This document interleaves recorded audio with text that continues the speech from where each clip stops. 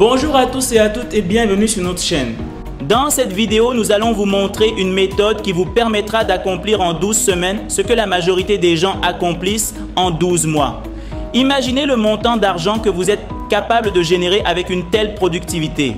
Ces conseils sont tirés du livre L'année de 12 semaines de Brian Moran et Michael Lennington. Mais avant de commencer, prenez quelques secondes afin de vous abonner à notre chaîne, likez la vidéo si vous ne l'aviez pas encore fait et n'oubliez pas d'activer la cloche de notification afin de ne rien manquer de nos prochaines vidéos. Une fois que c'est fait, retrouvons-nous pour la suite.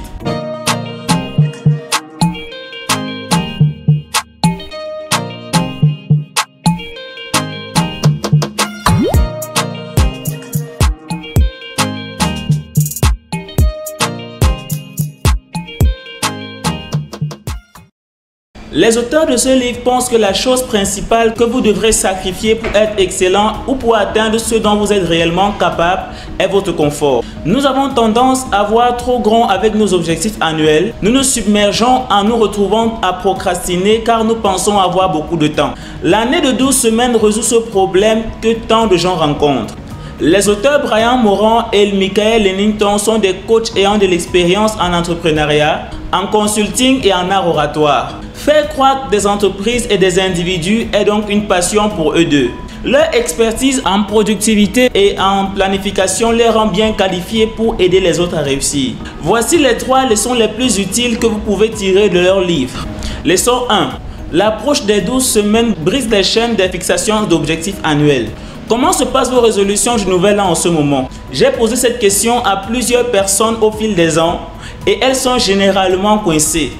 Les gens ont du mal à planifier sur une base annuelle, mais nous le faisons tous année après année pour échouer à chaque fois.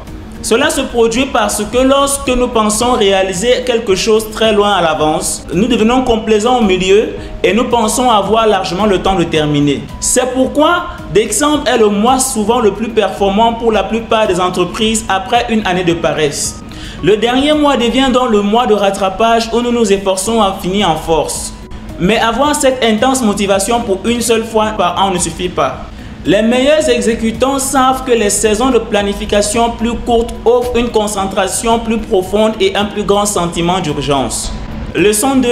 Il est essentiel de passer en revue rigoureusement vos progrès chaque semaine pour savoir où vous en êtes par rapport à vos objectifs. Les grandes entreprises suivent leur progression avec les chiffres. Suivre ce même schéma pour vous-même ou pour votre business est vous donner un énorme avantage pour concrétiser votre vision. Mais que devrez-vous suivre et comment? L'auteur suggère de mesurer 2 indicateurs. Les indicateurs de retard qui mesurent un résultat final, comme le nombre de livres perdus chaque semaine. Les indicateurs principaux qui sont les actions spécifiques que vous prenez pour atteindre votre indicateur de retard. Les indicateurs de retard sont importants, mais rappelez-vous que vous avez moins de contrôle sur certains aspects de ces résultats. C'est pourquoi il est essentiel de concentrer vos efforts sur les indicateurs principaux. Selon les auteurs de ce livre, accomplir 85% ou plus de vos actions avec des indicateurs principaux chaque semaine améliore la probabilité d'atteindre votre objectif de 12 semaines. Leçon 3. Pour atteindre ce que vous vous fixez comme objectif toutes les 12 semaines, vous devez gérer votre temps avec soin. L'avantage de l'idée des 12 semaines est qu'il est beaucoup plus facile de rester motivé pendant 12 semaines que pendant un an. Ensuite, la partie difficile consiste à gérer votre temps de manière judicieuse chaque semaine et chaque jour pour réaliser vos objectifs. Vous ne pouvez pas atteindre votre potentiel en repoussant les tâches importantes mais non urgentes de votre liste. Malheureusement, selon une étude, les interruptions et les temps nécessaires pour s'en remettre consomment 28% de la journée type d'un professionnel en activité.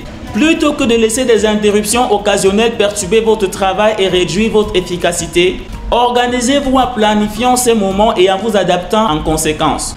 Protégez votre temps en utilisant des plages horaires dédiées, en prévoyant des moments de pause et en créant des périodes tampons pour gérer les interruptions imprévues. Les plages horaires dédiées durent 3 heures et sont dédiées à se concentrer sur les tâches importantes. Pendant ce temps, évitez les interruptions et, si besoin, changez d'endroit pour être plus concentré. La période tampon est un moment dédié pour gérer toutes les interruptions en une seule fois. Vous pouvez le faire plusieurs fois par jour pendant environ 1 heure. Enfin, vous prenez un moment de pause pour tout l'ensemble du travail. Prenez 3 heures de vos heures de travail habituelles pour vos heures de repos. Les moments de pause améliorent la productivité en nous aidant à rester concentrés et énergiques. Merci d'avoir regardé cette vidéo. Et c'est tout pour l'instant.